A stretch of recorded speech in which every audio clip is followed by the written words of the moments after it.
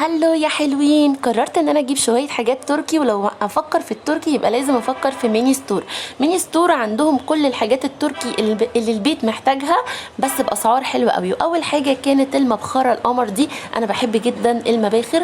اصلا طاقه البخور في البيت بتكون حلوه جدا.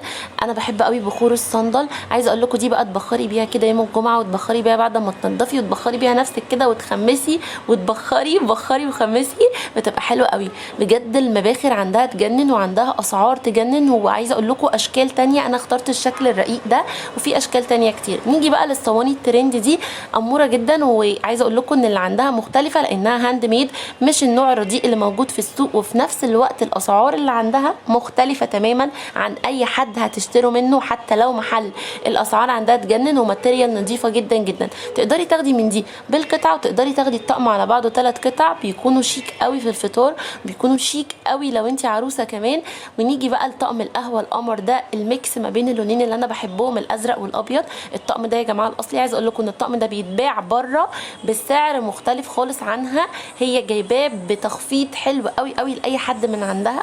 عايزه اقول لكم ان انتوا هتلاقوا السعر عندها مختلف، وفي نفس الوقت الطقم هو الاصلي والماركه الاصليه. عايزه اقول لكم ان هو تحفه كده، وانت بتشربي قهوتك فيه هتستمتعي بشكل الفنجان قبل ما تستمتعي بالقهوه. ولو عندك ضيوف وانت عروسه هتتبسطي قوي قوي قوي. نيجي بقى للحامل القمر ده، اللي بتقدري تحطي فيه المعالق والحاجات التانية.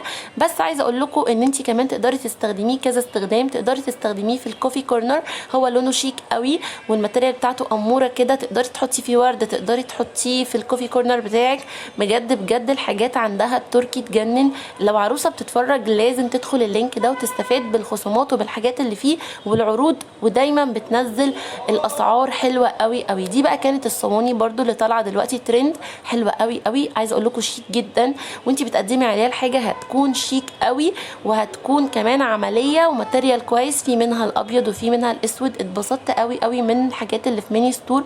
مش بس الحاجات اللي معايا دي، لما هتدخلوا عندها هتلاقوا حاجات اكتر بكتير. كل اللي البيت محتاجه هتلاقوه عندها باسعار حلوه جدا جدا، وبماتيريال محترم، وفي نفس الوقت تعامل حلو قوي. باي باي.